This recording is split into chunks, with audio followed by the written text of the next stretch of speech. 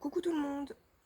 Alors on se retrouve aujourd'hui pour une vidéo encore Glooby-Boulga Transat, donc je m'excuse s'il y a du bruit, si les chiens aboient, s'il y a des voitures qui passent, tout. Et j'en profite parce qu'il fait beau, étant donné qu'on s'est tapé des mois de pluie. Nous, il pleut depuis mars, avec 2-3 jours par-ci par-là de beau temps. Là, il fait beau depuis dimanche. Pompel up. Nous sommes mercredi. Bon, on est d'accord, ils annoncent des orages pour samedi, mais je pense pas. Samedi, c'est pas encore. Donc voilà, on attaque directement du coup par un bilan. Après, je vais essayer d'enchaîner sur le book haul et je vous montrerai mes marque-pages. Et il y a mes chiens dans mes livres, c'est génial. Alors, on va commencer par le moins bon. Enfin, non, je suis méchante. Celui que j'ai le moins aimé, faut être honnête. Donc, celui que j'ai moins aimé, c'est La maison où je suis mort autrefois de Keigo Higashino, où j'ai eu beaucoup de mal. L'histoire m'a pas botté. La fin est sympa, mais j'ai pas tout. Enfin, j'ai compris, mais ça a été. Voilà. Faut bien suivre, quoi, pour la fin, c'est assez complexe. Enfin, moi, j'ai trouvé ça complexe. Et du coup, c'est une femme qui mariée, qui appelle son ex, tout le monde fait ça d'ailleurs, pour lui demander un petit coup de main pour retourner dans une maison. Son père est mort il y a pas longtemps, il avait des secrets, blablabla, elle veut aller dans cette maison, trouver des secrets. Et il y a un truc particulier, c'est qu'elle a aucun souvenir du tout de son enfance, de quand elle était toute petite, toute petite. Aucun. Ni elle, voilà, rien. Vous allez à la crèche, votre première kermesse, je sais pas, première glace, truc comme ça, rien, elle niette. Jusqu'à je sais plus quel âge, elle a plus de souvenirs. Donc elle trouve ça chelou, elle va retourner dans cette fameuse maison. Donc voilà, le speech, c'est ça. Et moi, j'ai pas accroché, la plume m'a pas plu. J'ai trouvé les personnages naïfs, ça m'a agacé. J'avais envie de leur dire, mais t'es con, c'est logique, regarde la réponse, t'es con. Mais non, donc je me suis énervée, enfin agacée vaguement toute seule sur mon bouquin, mais voilà. Ils ont mis longtemps à déduire des choses. Après, je me suis posé la question si l'auteur voulait pas du coup montrer le déni des personnages, voilà, qui mettaient longtemps à capter parce qu'ils n'avaient pas envie de capter, en fait, tout bêtement. Donc voilà, pour La maison où je suis mort d'Higashino, que voilà, me laisserait pas un souvenir impérissable. Ensuite, on passe à mes deux chouchous que j'ai adoré.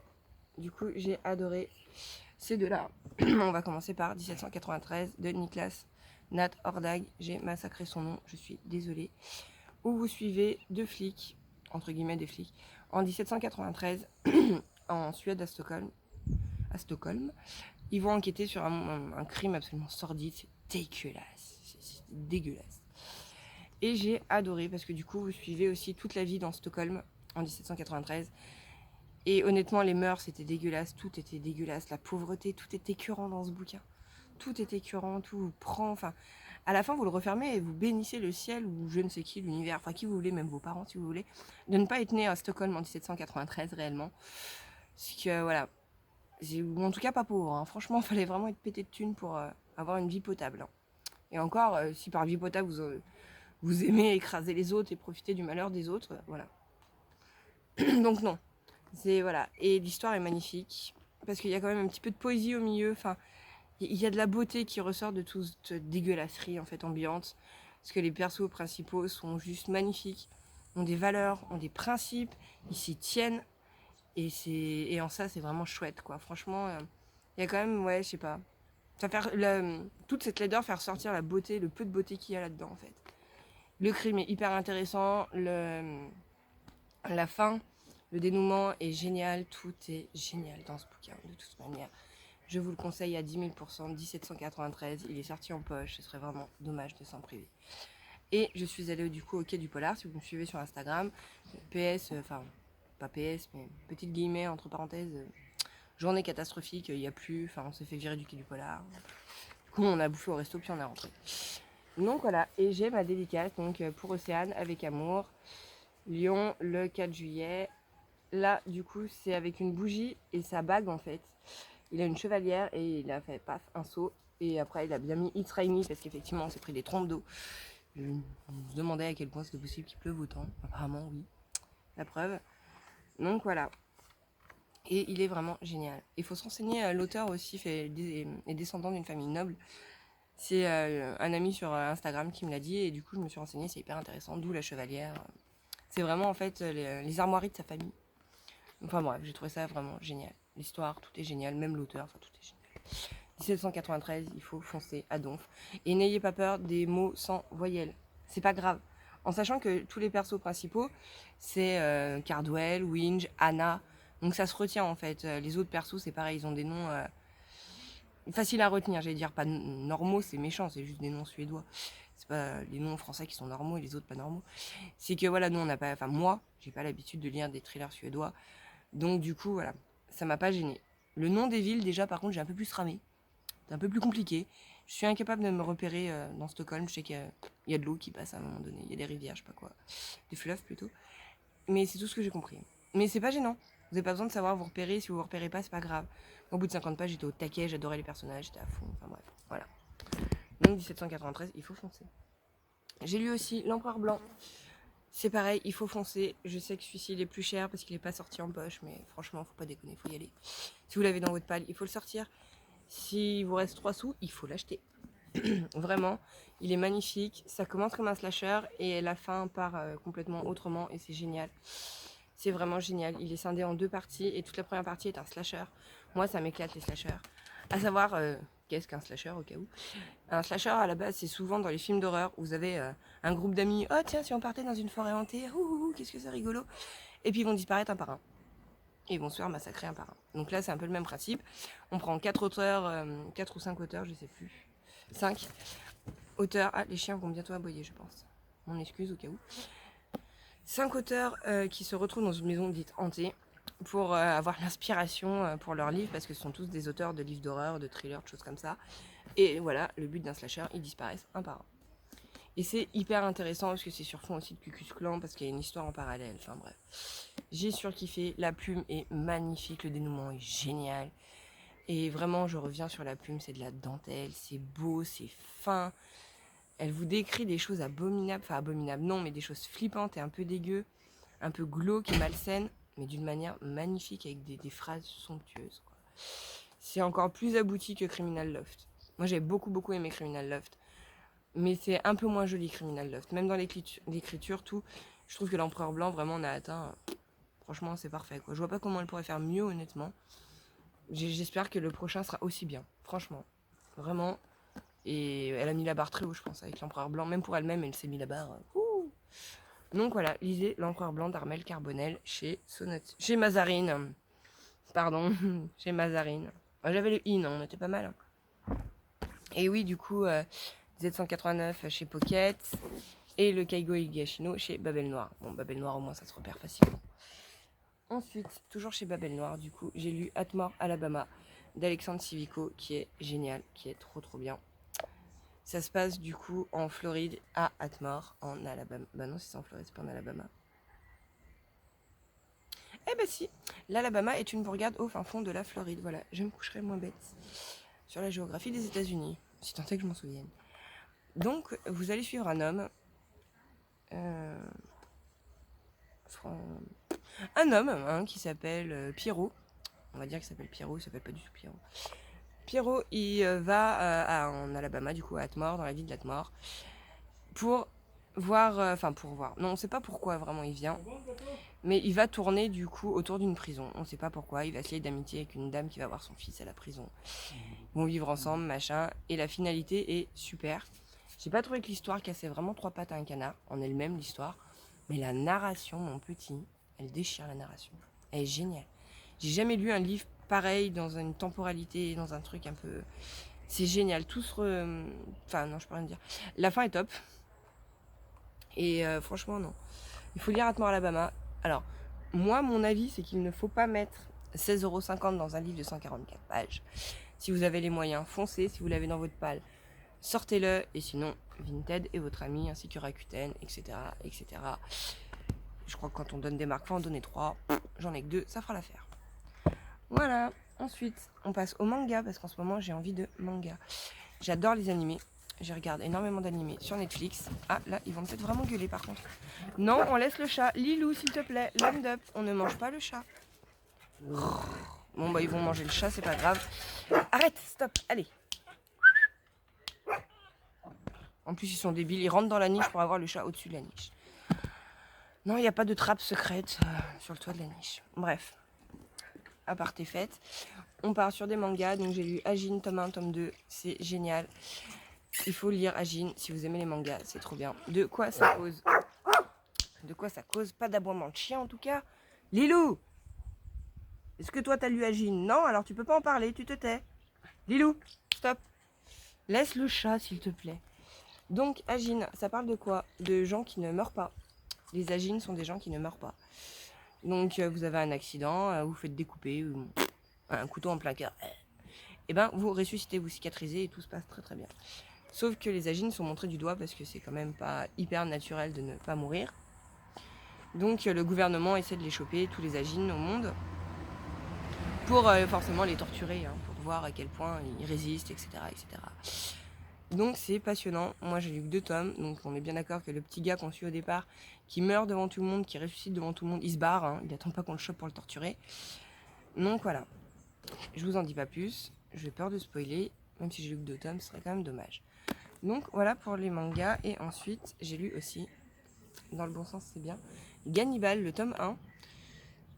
Oh mon dieu, pardon. C'est génial, Gannibal, tome 1. C'est trop bien. Vous allez suivre dans celui-là un flic, toujours au Japon, hein. Oui, dans l'autre aussi, à Agine, on est au Japon. Et du coup, qui arrive dans un nouveau village avec sa femme et sa fille parce qu'il a été muté, parce que son prédécesseur a disparu. Et il tombe dans un bled de cannibales, clairement. Hein, de toute manière, c'est écrit derrière, les habitants de ce village sont cannibales. Donc je spoil rien, de toute manière, ça s'appelle Gannibal. Pas non plus sortir de Saint-Cyr pour capter que ce sera cannibale. Donc voilà, et c'est trop bien, les dessins sont superbes, les planches sont superbes. Je pense que je vous ai pas montré les planches d'Agine, mais voilà, c'est vraiment chouette. Et c'est super intéressant, c'est super intéressant, c'est super fun. Moi je trouve ça super rigolo, un gars qui tombe dans un village de cannibales avec sa femme et sa fille. Je me demande qui va se faire bouffer en premier, enfin bon bref. On croise un vieux aussi qui s'éclate à mâchouiller un doigt, c'est lui. Il y en a, ils ont un petit brin de blé, enfin un épi de maïs, une allumette, une clope au pire même. Bah lui c'est un doigt. Voilà, chacun son trip. Et rien que ça m'amuse. Donc voilà. Ensuite, on va passer du coup au book haul parce que j'ai vraiment pas lu grand chose. Le temps m'a déprimé, mais vraiment, ça m'a mis. J'aime pas du tout quand il pleut, surtout un 14 juillet d'ailleurs. Enfin bon, s'il y avait plus que le 14 juillet. Bref. J'ai donc du coup acheté au Quai du Polar aussi la suite de 1793. Parce qu'au Quai du Polar, comme il n'y a plus comme Vache qui pisse, bah, j'avais pas le temps de faire tous les stands d'auteurs, de farfouiller, de flâner. Non. Donc du coup, j'ai acheté ce que je pouvais. Donc j'ai pris 93, 94. On est parti mon kiki. Toujours de Niklas Natordak. Et j'espère qu'il est top. On suit toujours normalement les mêmes personnages. Parce que je sais qu'à la fin, avant d'avoir fini 93, j'ai regardé quand même si je retrouvais mes personnages. Donc on retrouve les mêmes, certains personnages. Et normalement, ça va être trop bien. Voilà, j'ai trop hâte de lire celui-ci, mais c'est un gros pavé, donc... Puis ça m'avait un peu poncé le cerveau quand même, 1793, hein. Les noms de villes en Suède... 2 voitures. Les noms de villes en Suède et la tournure des phrases quand même, mine de rien, parce qu'en 1793 ou en 94, on parle pas comme maintenant. Donc il faut quand même... pour moi, il a fallu un temps d'adaptation du cerveau pour comprendre à peu près, quoi. Parce que je lis pas d'historique. C'est un des... Voire c'est le premier historique que j'aime, 1793. Donc voilà. Ensuite, j'ai acheté... Alors, je suis désolée s'il y a des redites, parce que je ne me souviens plus des livres que je vous ai montrés, et que j'ai une mémoire qui est partie en vacances sans moi. Un cerveau déjà de base, en fait, qui est parti en vacances sans moi. Donc, Carnaval de Ray Célestin, qui se passe en 1919 à la Nouvelle-Orléans. Donc, c'est vachement musical, apparemment. Enfin, vachement musical. Il y a la ségrégation, il y a du jazz, il y a de l'alcool frelaté, et il y a le tueur à la hache. Pour ceux qui ont regardé American Horror Story. Voilà. Moi, c'est clairement pour ça que je l'ai acheté, hein, parce qu'il y avait écrit tueur à la hache. Sinon, m'intéressait beaucoup moins. Quoique, en 1919, la Nouvelle-Orléans, ça me botte bien, mais voilà. Ça m'a tellement fait penser, en fait, du coup, à American Horror Story que je suis partie à fond sur celui-ci. Ensuite, j'ai acheté, grâce ou à cause, hein, comme on veut, Théo de Chronique Livresque, pardon, un Ray Bradbury. J'ai acheté Le Illustré, parce que ça parle de tatouage. On sait bien que voilà, hein, ça me botte un peu les tatouages. J'en ai encore un grand dans le dos, la jambe, le pied, enfin bref. J'ai même des fourmis derrière l'oreille, une fée dans le cou. Enfin bon, bref, je vais pas vous étaler tous mes tatouages. Mais j'en ai pas mal. Donc du coup, ça m'intéressait énormément. 3e voiture. Et du coup, là, on va suivre un homme qui est du coup tout tatoué. Et si j'ai bien compris ce qu'on m'a expliqué, c'est un recueil de nouvelles, mais en rapport avec ses tatouages en fait. Parce que comme 99,9 je pense % des gens quand même, leurs tatouages ont une signification, une histoire, quelque chose. Donc moi celui-ci il a une histoire, moi ils ont tous une histoire aussi, les miens de tatouages. Donc voilà. Et ça m'intéressait énormément du coup de savoir la signification de ces tatouages, de voir plein de choses. Enfin bref, des tatouages quoi, moi ça me botte. Et Ray Bradbury, comment dire que Théo nous en a fait une telle pendule de Ray Bradbury que voilà. Fallait que je m'en chope un quoi. J'ai pas réussi à trouver Pays d'Octobre, donc il faut que je le cherche. Et parce que c'est celui qui l'avait conseillé, qui me tentait beaucoup aussi, Pays d'Octobre. Mais Pays d'Octobre, je le choperai sûrement pour Halloween. Parce qu'apparemment c'est un recueil de nouvelles un peu dark, donc ça peut être fun. J'ai commencé déjà à me faire ma palle Halloween. Oui, j'ai un petit pet au casque. J'ai acheté aussi, suite du coup à mon énorme coup de cœur, slip, ce que vous voulez, de l'Empereur Blanc, Majestic Murder, parce que j'ai trop de la chance, enfin je me suis sentie hyper flattée, hein, faut pas grand chose. L'autrice m'a parlé parce qu'elle a bien kiffé apparemment ma chronique sur l'Empereur Blanc, ça lui a fait plaisir. En même temps j'ai fait un pavé pour dire que c'était de la bombe, donc forcément. Et on a parlé un peu de ses autres livres, et elle m'a dit que Majestic Murder était très différent du coup de Criminal Love que j'ai lu aussi, et de l'Empereur Blanc. Donc moi ça m'a intriguée, donc je suis partie là-dessus. Et j'ai pas trouvé Sinestra en fait, je crois qu'il n'y avait plus édité Sinestra. C'est un peu galère, la personne sur Vinted ne m'a pas répondu. Enfin je lui ai demandé des photos, elle me les a pas envoyées. Donc je me suis dit ouais, il y a anguille sous roche, lâche l'affaire quoi. Donc je l'ai laissé aller se faire cuire à 900 mois. Et j'ai pas pris son Sinestra. Donc voilà, j'ai pris Majestic, je me suis rabattue aussi. Enfin j'avais réservé les deux à la base. Majestic Murder. Et ça j'aime bien, normalement c'est une troupe de théâtre. Il y a une femme ou un homme d'ailleurs, Lilian, un homme, qui va retrouver, enfin, comment dire, intégrer une troupe de théâtre, sauf que tous les temps de temps, il y en a un qui doit mourir sur scène apparemment. Donc, si j'ai bien compris le speech, si je m'en souviens bien surtout. Tac, tac, tac, tac, tac, une actrice, nanana. Car tous les 3 ans, quelqu'un doit mourir sur scène. Non, je dis pas que des bêtises. Donc, ça me bottait pas mal. Ensuite, je vous en avais fait un concours, donc j'avais aussi acheté pour moi quand même. Un cri silencieux d'Amélie Lamier qui me tentait carrément. En plus, elle est absolument adorable, cette autrice. Je sais pas s'il lui reste des livres, mais franchement, si vous le voulez, vous pouvez y aller. Elle vous le dédicace. C'est un amour sur pattes, cette femme. Elle est vraiment extra. Donc voilà, j'ai pour Océane, hashtag Lilybooks, c'est moi. Merci pour l'intérêt que vous portez à ce roman qui, grâce à vous, voyage encore un peu. Oui, parce qu'à savoir que Un cri silencieux n'est plus édité, ne sera pas réédité, et du coup n'est trouvable, c'est compliqué de le trouver quoi, à part en occasion. Donc moi, comment vous dire que je suis hyper méga heureuse de l'avoir neuf et dédicacé. Parce que j'ai plus trop confiance en l'occasion, j'ai eu quelques déconvenus qui m'ont un peu refroidi. J'aime bien quand il y a toutes les pages en fait dans mes bouquins, quoi. Petits détails bêtes comme ça. Donc voilà. J'ai aussi en book haul du coup toujours, hein, parce que j'ai un book haul énorme à vous montrer. Comme ça fait longtemps que j'ai pas fait de vidéo et que j'achète beaucoup de livres, il faut le dire. Du coup, 2 livres de Françoise Latellerie. C'est ma voisine. Ma voisine juste là-bas. Qui a écrit 2 livres il y a quelques années et qui a eu la gentillesse de me les donner. Et je suis super contente, ils sont forcément dédicacés aussi. Et voilà, elle est adorable. Donc si ça vous intéresse, c'est Les Dieux du Diable. Les yeux du diable et le pain d'espérance. Donc j'ai pas lu encore les résumés. Regardez, elle est là, ma petite voisine, elle est rigolote. Elle est super gentille. Et du coup, ça se passe... Non, ça c'est sa date de naissance, pardon. Il y a un petit résumé sur elle, du coup, aussi derrière. Ça se passe, je ne sais pas en quelle année, mais il y a pas longtemps, je suppose. Il y a 20 ou 30 ans, pas plus. Et ça se passe dans le bled à côté de chez moi. Elle a situé son histoire. Je vais vous donner le nom de la ville, non, peut-être pas déconner non plus.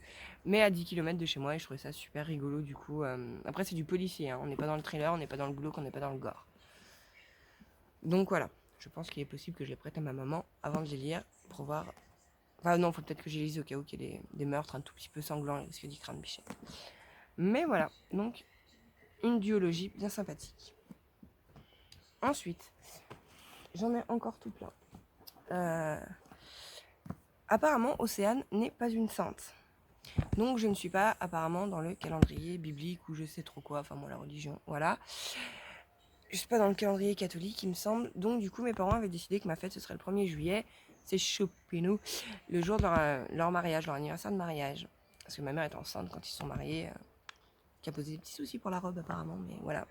Puis surtout c'était pas bien même à l'époque. Ouh là là, je suis née dans le péché. Bref. Et elle m'a offert du coup le 1er juillet, elle m'a dit tu veux quoi pour ta fête? Des bouquins. Je lui ai donné une partie de ma wishlist Amazon. Je dis une partie parce que j'ai 200 livres. Hein. Donc j'ai fait un petit tri, j'en ai donné 10. Et elle m'a pris ces 2 bouquins. Parce qu'elle savait qu'en plus j'avais pas le moral du tout à cause de la pluie.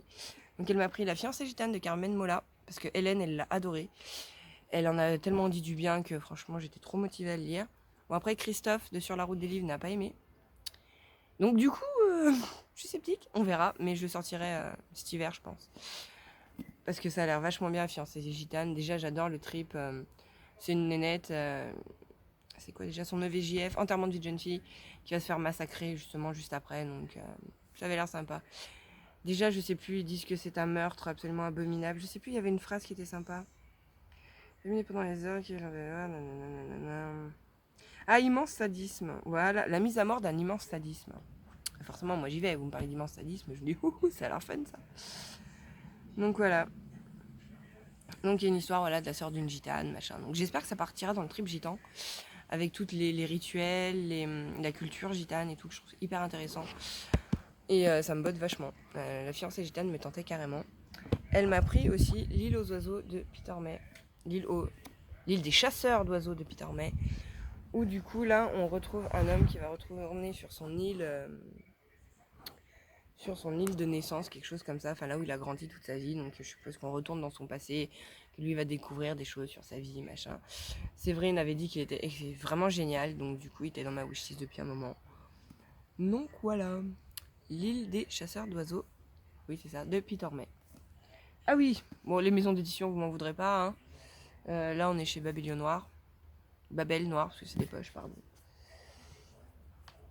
Et ici on va faire un petit peu de pub quand même, pour ma petite Françoise. Donc Françoise Latellerie, c'est aux éditions de Mon Mari. Donc voilà, parce que je suppose que c'est une petite maison d'édition auvergnate. Donc voilà, oui ça je peux vous le dire, ça se passe en Auvergne. Donc ça devrait être super sympa aussi à lire, pardon, parce qu'en fait j'ai mis mes bouquins à gauche, j'ai mis mes bouquins à droite. Il y a des bouquins en face, enfin vous y voyez pas, mais c'est la fête du bouquin. Je les ai carrément mis dans une valise pour les descendre. Peut-être le poisson pas le mort. Ensuite, on va passer aux 3 que je sais plus si je vous ai montré, donc je vais passer vite fait dessus au cas où. Joe Hill, je me suis pris Korn. Il est dans un état, comment dire ça poliment, dégueulasse. Mais il n'est plus édité pour l'instant, donc je ne le trouve nulle part. Amazon, Fnac, tous les sites possibles et imaginables, niet. Donc j'ai chopé sur Vinted, je l'ai pas payé cher, heureusement. Vu l'état, ouais, voilà, il est tout cradi et tout. Enfin bon, bref.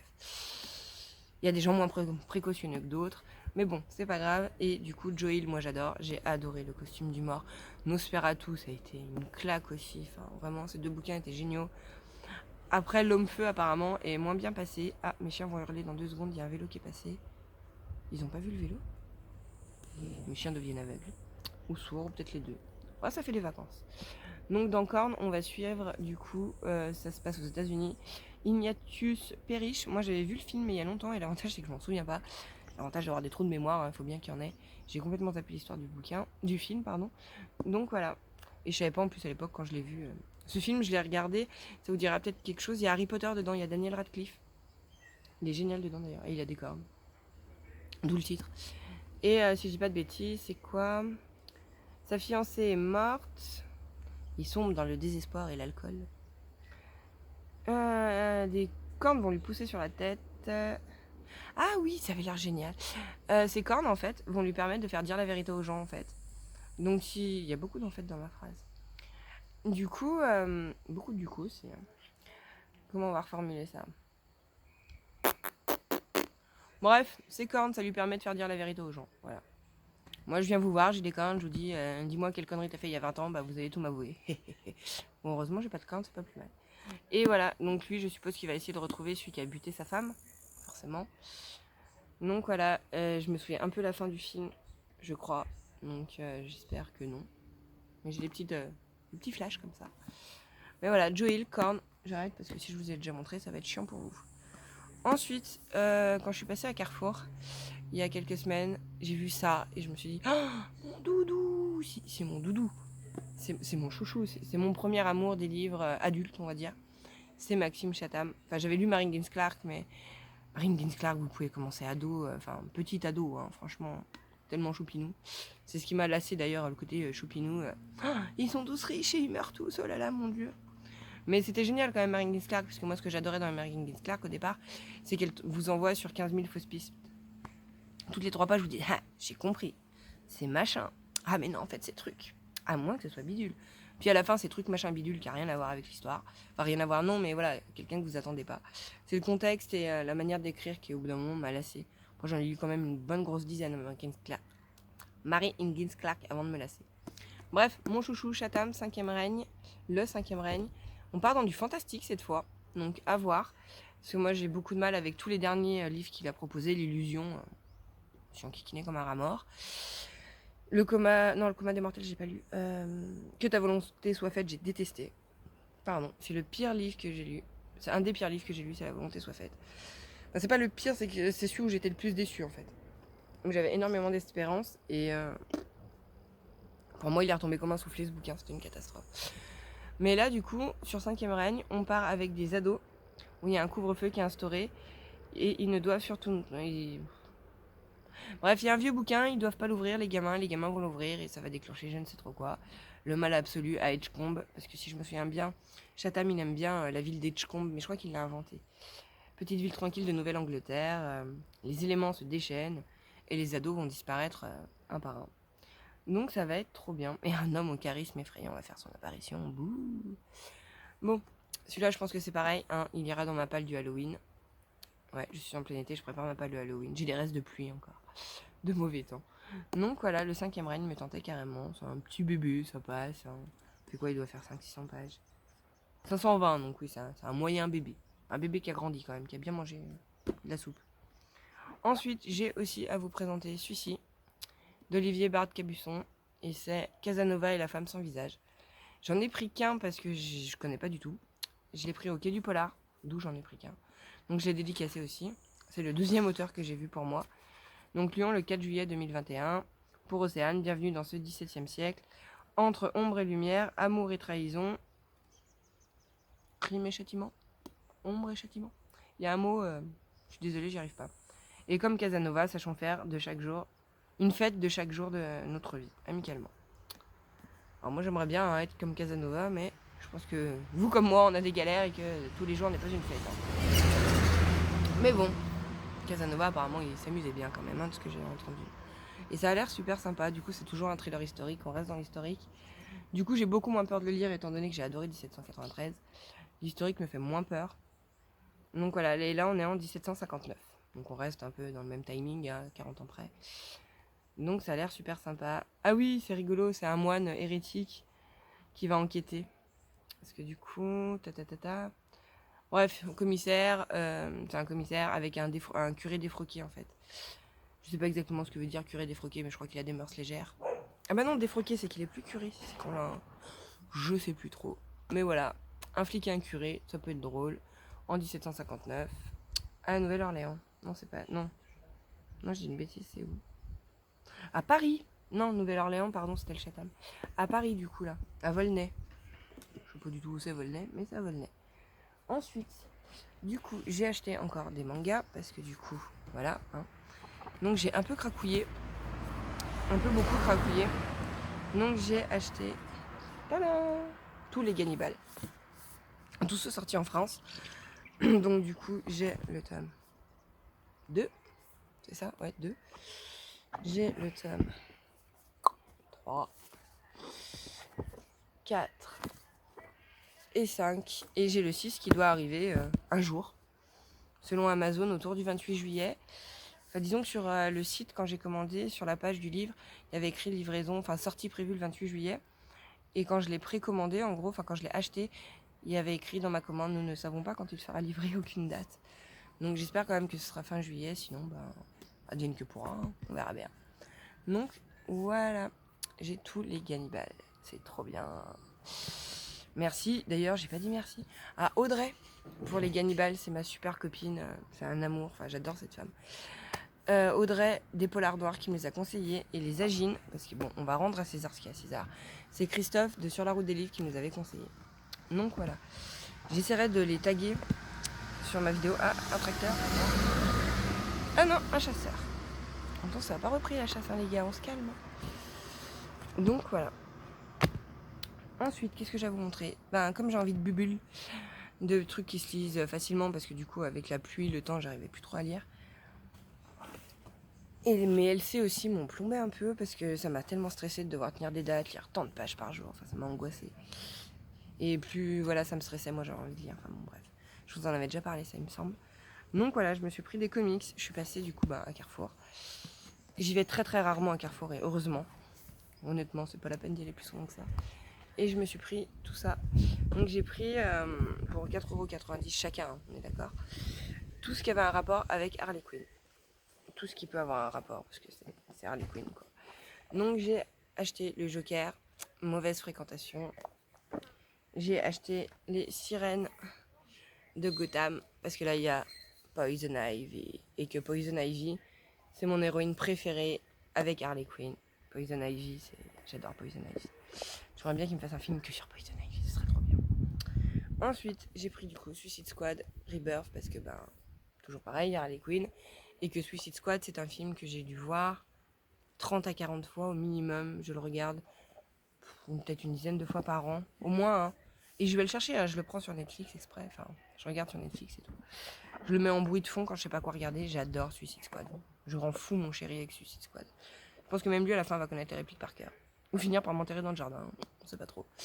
Et du coup, voilà, Harley Quinn Rebirth. Donc voilà. Ouais, vous avez vu comment j'essaie de faire stylé et tout. Rebirth. Je sais pas du tout si on dit ça comme ça, mais bon, bref.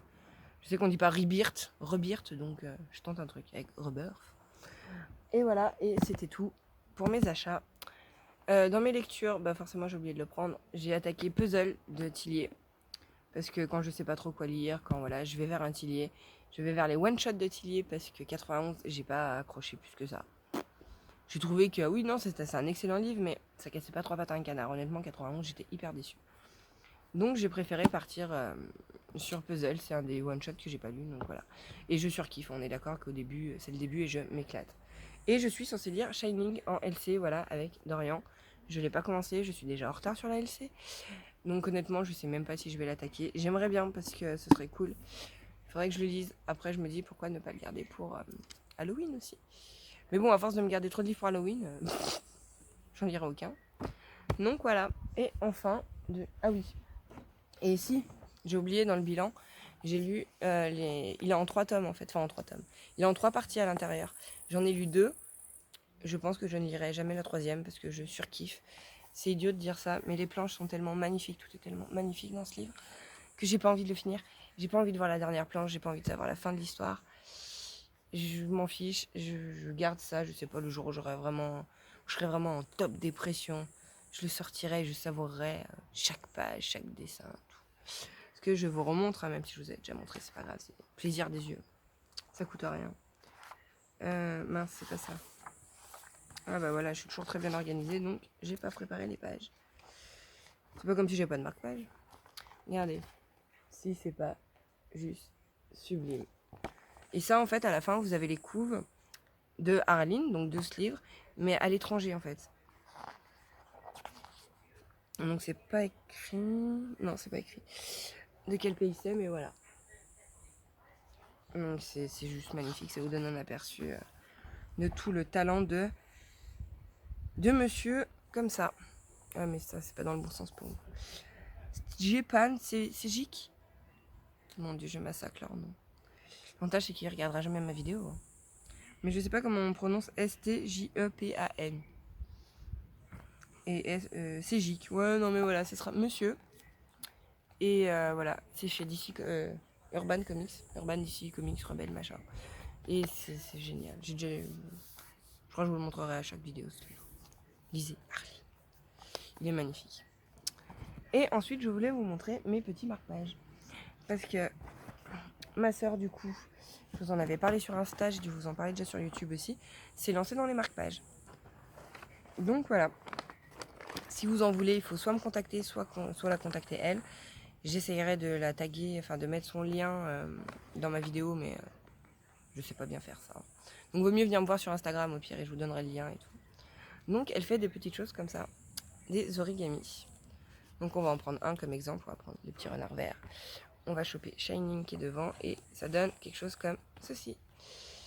Et ça tient super bien. Donc vous pouvez le mettre en début de livre, tac. Vous pouvez le mettre en milieu de livre et en fin de livre hein, forcément. Alors qu'on s'entende bien, ce n'est pas le genre de marque-page pour être honnête qu'on peut emmener partout en vacances, tout. Ça craint l'eau, ça aime pas trop l'eau. Enfin bon, en même temps c'est du carton, hein, voilà. C'est du papier, donc ça n'aime pas l'eau. Et ça va se tordre facilement, vous voyez les petites oreilles là, c'est quand même un peu fragile. Mais pour rester chez soi, sur la table basse, parfait. C'est super. Et ils sont super mignons. Donc voilà, vous avez des oreilles droites, des oreilles arrondies, bleu, violet, orange. Tac. C'est des petits renards. Donc voilà pour les petits. Donc voilà, j'ai eu un petit souci avec mon téléphone, je ne sais pas pourquoi ça a coupé. Il va falloir que je fasse un montage, on va bien se marrer. Donc voilà. Les petits marque-pages. Les petits marque-pages. Ensuite, il y en a d'autres, hein, attendez. Il y a les nouveaux marque-pages. Donc, elle a fait un petit serpent. Tac. Un chaminou, je vais le prendre à l'endroit. Un petit mao. Encore des signes, elle a refait des signes. La girafe, si elle n'est pas trop tripante, cette girafe. Tac. Un dragon. Moi, je trouve trop beau le dragon, faut qu'elle m'en fasse un d'ailleurs. Encore une girafe. Une tête de mort. Ah, celui-ci, non. Il est réservé. Et voilà. Après, pour avoir des personnalisés, il faut voir avec elle directement. Parce que, étant donné que c'est pas du tout moi l'artiste. Hein. Donc voilà. Et elle en a fait aussi un comme ça. Vous voyez, c'est toute la forme du crâne et tout. Qui est super sympa. Ensuite, il me semble que je vous les ai tous montrés. Ouais, je vous ai tout montré. Donc maintenant, je vais galérer pour faire mon montage. Merci, merci. C'est bien la peine d'avoir un super téléphone. Donc voilà, je range mon bazar. Je vous fais plein de gros bisous. Et on se retrouve bientôt. Bisous!